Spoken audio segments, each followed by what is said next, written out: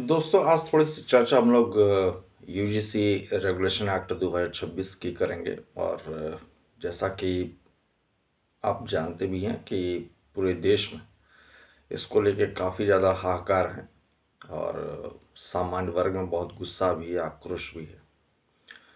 अ, अगर मैं अपनी राय दूं तो चूंकि मैं भी सामान्य वर्ग से ही आता हूं, तो मैं इस बिल का समर्थन करता हूं और मैं इसका विरोध भी करता हूं। इसके पीछे जो सबसे बड़ा कारण है वो ये कि अ, इसमें एक बहुत अच्छी बात जो है वो ये कि जो समाज की बुराई है, जातिगत टिप्पणी करना, जातियों के लेके गाली गलौज करना, ये समाज से समाप्त होना भी चाहिए। पहले की वीडियो में मैंने ये कहा है क्योंकि ये समाज से खत्म होना बहुत जरूरी है कि जातियों को लेके जिस तरह से गाली गलौज होता है समाज में, और सिर्फ जातियों को ही क्यों, महिलाओं को लेके या फिर कई ऐसी चीज़ें हैं, कई ऐसी गालियां हैं जिसको आप पब्लिक प्लेस पे अगर सुनते हैं तो एक सब इंसान के नाते, एक सब समाज के नाते कहीं से भी शोभा नहीं देता है।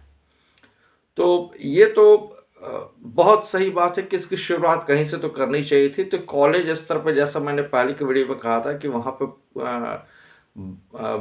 बातचीत में या किसी भी तौर तरीके से लोग एक दूसरे को इस तरह से संबोधित अगर करते हैं या गुस्से में भी करते हैं तो ये गलत है।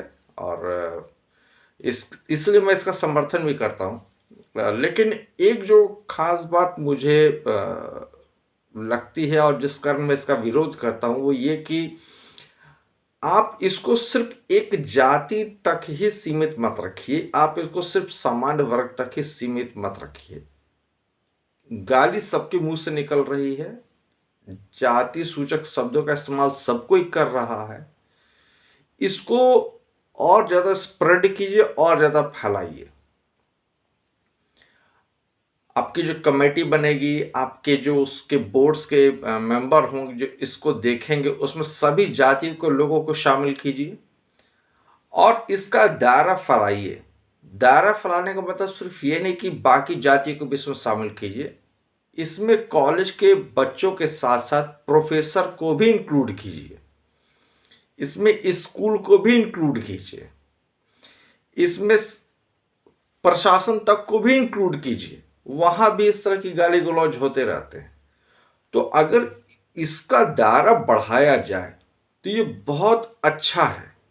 सिर्फ और सिर्फ कॉलेज में, और वो भी कॉलेज में सिर्फ एक वर्ग तक ही इसको सीमित कर देना, ये थोड़ा ठीक नहीं लगता। तब लगता है कि इसके जो इसकी नीयत में फिर सवाल उठने लगता है कि भाई ऐसा कैसे हो सकता है कि सिर्फ एक ही वर्ग विशेष के लिए ये चीज लाई जा रही है कि सिर्फ वही गाली गलौज करता है और बाकी लोग जो है इस तरीके का कार्य नहीं कर रहे हैं। तो मैं इसका समर्थन भी करता हूं और मैं इसके विरोध में भी हूं, इसी कारणवश कि आप इसके दायरे को फैलाइए।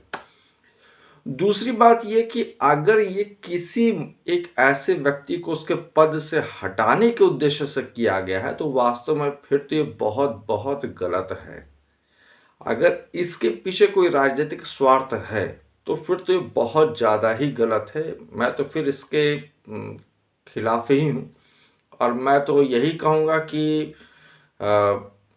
जो भी है इसके पीछे, जिसकी भी मंशा है कि किसी एक राजनीतिक पद पर बैठे हुए किसी एक व्यक्ति को इसलिए हटाओ क्योंकि वो आगे चल के ऊंचे पद पे जा सकता है, अगर इस नियत से इस बिल को लाया गया है तो यकीन मानिए ऐसे लोगों को इतिहास माफ नहीं करेगा। जिस तरह से आज भी जयचंद को माफी नहीं मिली, देश के बाकी गद्दारों को माफी नहीं मिली, तो उस व्यक्ति विशेष को भी, और दोस्तों सच्चाई सामने आ ही जाती है। बहुत कोशिश की जाती है सच्चाई दबा देने की, लेकिन आज नहीं तो कल सच्चाई सामने आ ही जाती है। सारी सच्चाई आज आपके सामने ही है। तो इतिहास में ऐसे लोगों को कोई माफ नहीं करेगा, यकीन मानिए। और इसके साथ साथ मैं 2-3 चीज़ें और भी कहना चाहूँगा, वो ये कि इसके दायरे में कुछ लोग प्रधानमंत्री को भी लेके आए हैं। ठीक है, मैं मानता हूँ कि प्रधानमंत्री ही जो है वो अ, उन्हीं के बाद इस बिल को उन्हीं के द्वारा इस बिल को पास किया जाएगा, और बाकी जो चीज़ें वो फॉर्मेलिटीज़ तो हैं ही। लेकिन एक ऐसे इंसान के ऊपर तुरंत टिप्पणी करना, गलत शब्दों का इस्तेमाल करना, आप भी देख ही रहे होंगे, तमाम वीडियोस रील्स वगैरह बन रहे हैं इसके ऊपर। कहीं से भी अच्छा नहीं लग रहा है, कहीं से भी शोभा नहीं दे रहा है। दोस्तों ठीक है, मैं मानता हूँ ये बिल कहीं ना कहीं एक वर्ग को टारगेट करता है, लेकिन इसका मतलब ये नहीं कि किसी व्यक्ति ने अगर 10-12 साल लग के कुछ किया है इस देश के लिए, तो एक बिल के कारण उसके उस पूरे मेहनत को हम मानने से इनकार कर दें, या जो नियत या जो उद्देश्य लेकर वो व्यक्ति चला है उसको धो देना एक बिल के कारण, ये पूरी तरीके से गलत है। इसे मैं ठीक नहीं मानता। प्रधानमंत्री पद पर बैठे हुए इंसान को अभिव्यक्ति की आज़ादी के नाम पे गाली दे देना और उस पर वीडियो बनाना, ये कहीं से भी शोभा नहीं दे रहा है। और कुछ ऐसे भी लोग हैं, और मैं इसकी क्या कहूँ, ज़्यादा तो कुछ कह नहीं सकता, लेकिन हाँ, ये चीज़ देखने में भी थोड़ी मुझे अच्छी लग रही है कि कुछ ऐसे भी लोग हैं जो सामान्य वर्ग से नहीं हैं, वो निचली जाति से हैं, वो पिछड़ी जाति से हैं, और वो जो है SC ST से हैं, लेकिन वो इस बिल का विरोध कर रहे हैं। ये बहुत अच्छी बात है कि समाज में ये जागरूकता आ रही है कि वो समझ पा रहा है, वो निजी स्वार्थ से ऊपर उठ के सोच पा रहा है कि क्या देश के हित में है, क्या देश के हित में नहीं है। इसी की ज़रूरत है दोस्तों। आप जब अपने निजी स्वार्थ को छोड़ के ऊपर उठते हैं और ऊपर उठकर कुछ करने का प्रयास करते हैं, यकीन मानिए आप दूसरों से बहुत बेहतर हो जाते हैं। और यही है राष्ट्र सर्वोपरि,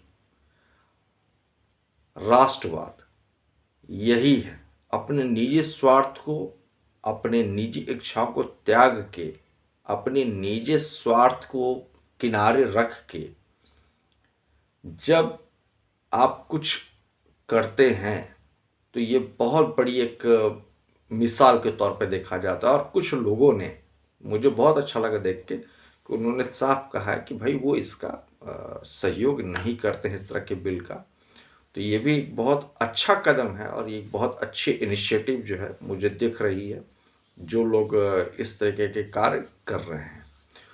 तो मिला जुला के मैं बस यही कहना चाहूँगा अंततः कि भाई ये जो बिल है और जो सरकार की मंशा है या जो भी है, ये सरकार तक ही सीमित रहे, ये सामाजिक स्तर तक ना पहुँचे, घर परिवार स्तर तक ना पहुँचे, लोगों के रिश्ते खराब ना हो। और जहाँ भी इस तरह के इंटरकास्ट मैरिज वगैरह हुए हैं, वहाँ तक इसका असर ना जाए। मैं तो यही चाहूँगा कि वहाँ तक इसका असर ना दिखे। बाकी सरकारें जो कर रही हैं या सरकार के द्वारा जिस तरह से कानून लाया गया है, इसको वहीं तक रखिए, नीचे तक, घर परिवार तक, रिश्तों तक, दोस्ती यारी तक लाने की ज़रूरत नहीं है। नहीं तो अंततः ये बहुत बुरा हो जाएगा और ये समाज के लिए फिर कहीं से भी हितकारी नहीं होगा। और ये आप लोग की इस पे क्या राय है ज़रूर बताइए। और बाकी आगे इस पे हम लोग चर्चा करते रहेंगे, जैसे अपडेट्स मिलते रहेंगे। तब तक के लिए बहुत बहुत धन्यवाद।